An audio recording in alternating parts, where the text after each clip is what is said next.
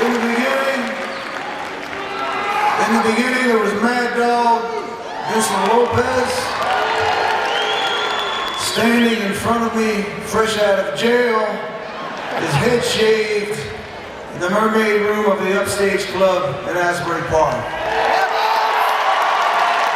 He told me that he had a money-making outfit called Speed Limit 25. They were looking for a guitarist, and was I interested?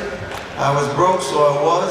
But so the genesis point of the E Street Band was actually a group that Vinny Lopez asked me to join to make a few extra dollars on the weekend. Shortly thereafter, I met Dan Federici. He was draped in a 3/4 length leather, had his red hair slicked back with his wife Flo. She was decked out in a blonde bouffant wig, and they were straight out of Flemington, New Jersey. So Vinny, Danny, myself, along with bass player Vinny Rosman, were shortly woodshedding out of a cottage on the main street of a lobster fishing town, Highlands, New Jersey. I first saw Gary Talent, along with Southside Johnny, when they dragged 2 chairs out onto an empty dance floor as I plugged my guitar into the upstage wall of sound. I was the new kid in town, and these were the guys who owned the place. And they sat back and looked at me like, all right, come on, punk, bring it. Let's see what you got. And I reached back and I burnt their house down.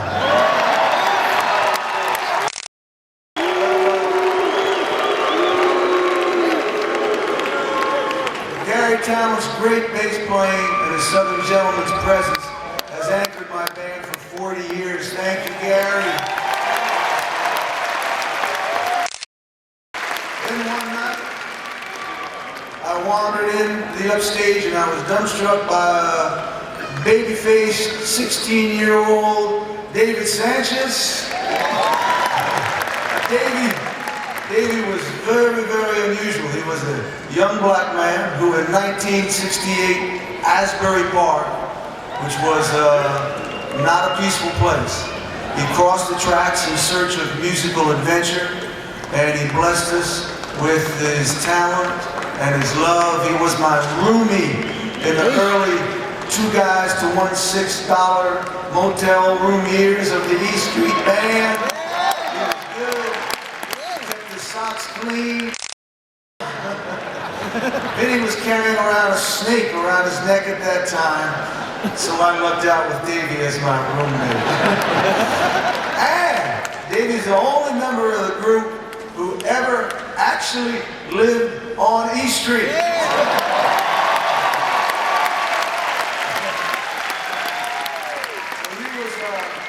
I walked in, and he was on the club's organ, and Davey is reserved now, but at the time, he danced like Sly Stone, and he played like Booker T, and he poured out soul and blues and jazz and gospel and rock and roll, and he had voicings on his keyboard that we just never heard before.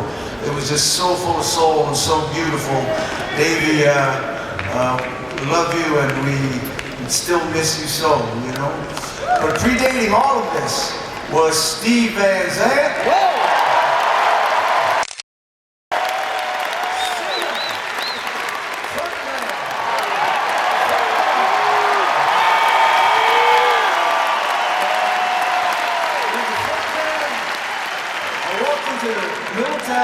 Club. It was the front man for a band called The Shadows.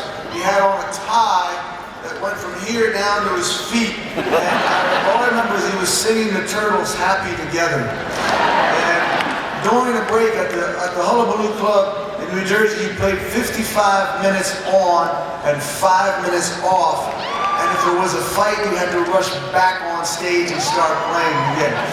So I met Stevie there, and he soon became my great bass player first, great guitarist, my consigliere, my dependable devil's advocate whenever I need one. He is the invaluable ears for everything that I create. I always get a hold of him. And fan number one. So he's my comic foil on stage, my fellow producer, arranger, and my blood brother.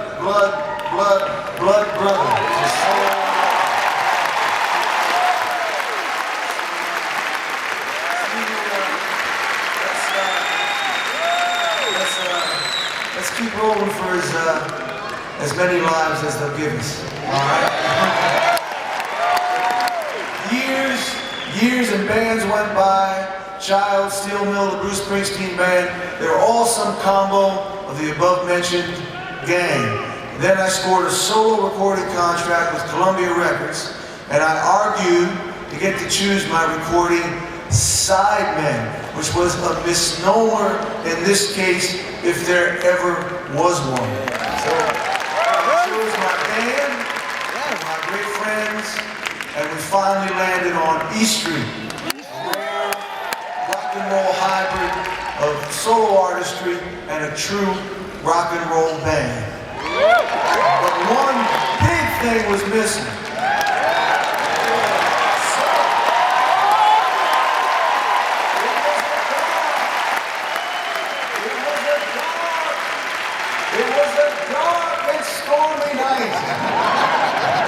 As a nor'easter rattled the street lamps of Kingsley Boulevard, and in walked Clarence Clemens.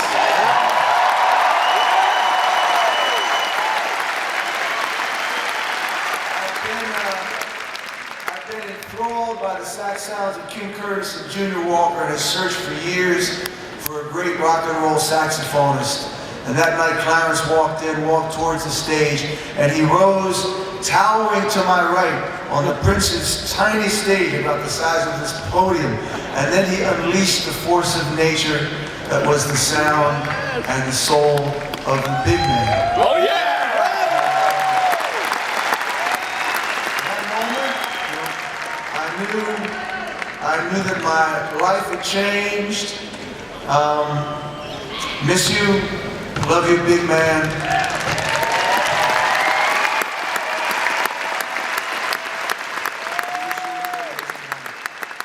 Great deal of comments. An honorable mention and shout out to Ernie Boone Carter. Drummer who played on one song only, Born to Run.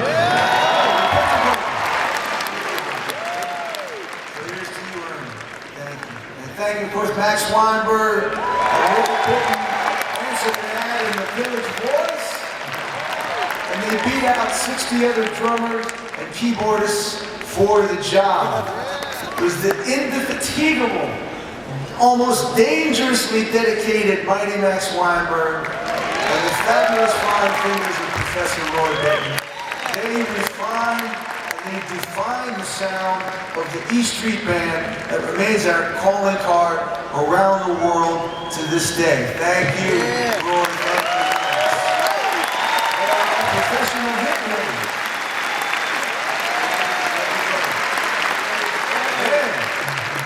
10 years later, Nils Lofgren and Patti Scialfa joined just in time to assist us with the rebirth. Born in the USA, Nils, one of the world's great rock guitarists, with the Choir Boy's voice, has given me everything he's had for the past 30 years. Thank you, Nils. And Patti Scialfa, a Jersey girl, came down one weekend from New York City and sat in with the local band Cats on the Smooth Surface and Bobby Bandiera at the Stone Pony, and she sang a killer version of the Exciters' Tellin'. She had a voice that was filled with a little Ronnie Spector, a little Dusty Springfield, and a lot of something that was her very own.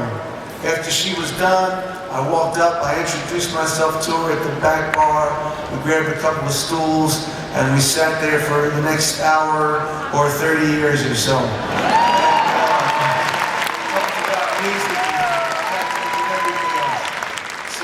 My lovely redheaded woman, and she broke the boys' club. Now, I wanted our band to mirror our audience, and by 1984, that meant grown men and grown women.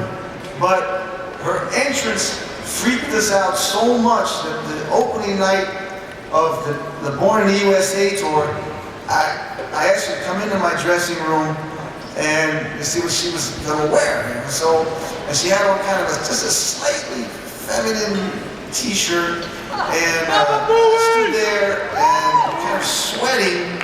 At my feet I had a little Samsonite luggage bag that I carried with me, and I kicked it open, and it was filled with all my smelly, sweaty t-shirts, and I said, just pick one of these. It'll be fine, you know.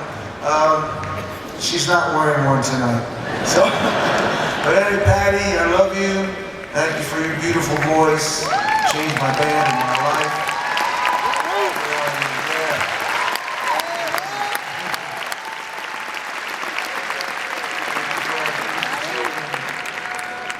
So,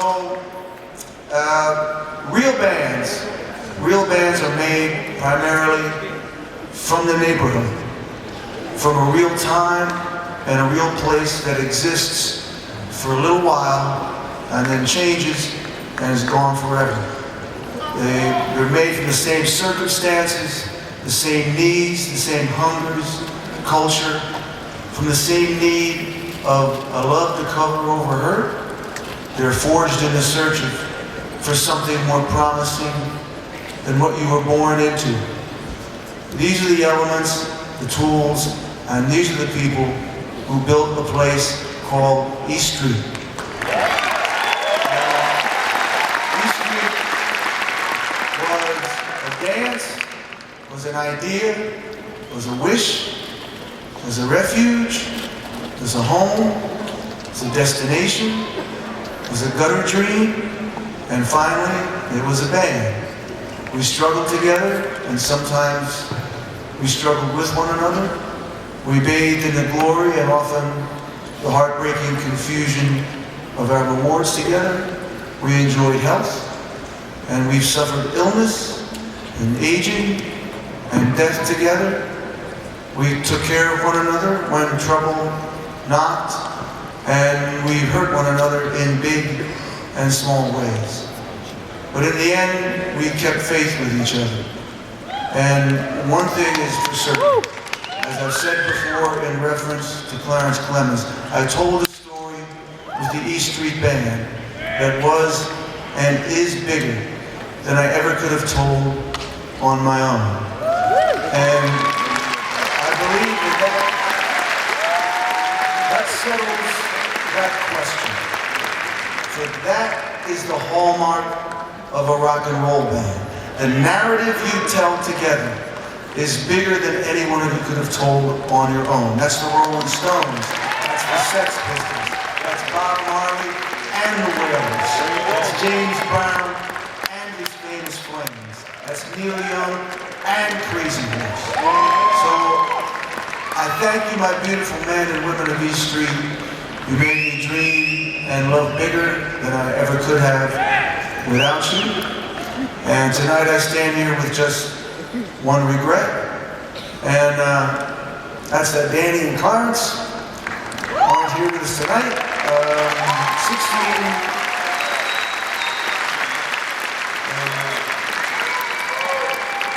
16 years ago, a few evenings before my own induction, I stood in my darkened kitchen along with Steve Van Zandt.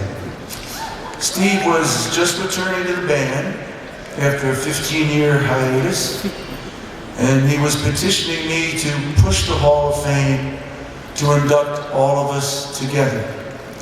And I listened, and the Hall of Fame had its rules, and I was proud of my independence.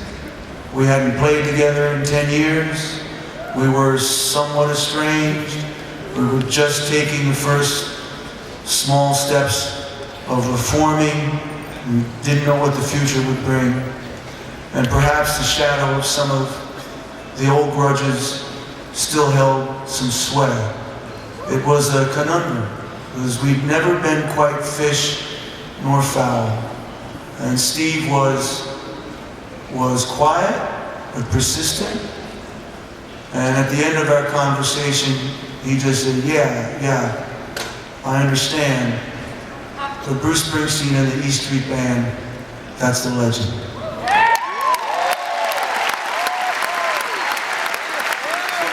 Induct into the Rock and Roll Hall of Fame, the hardstyle, pain-swapping,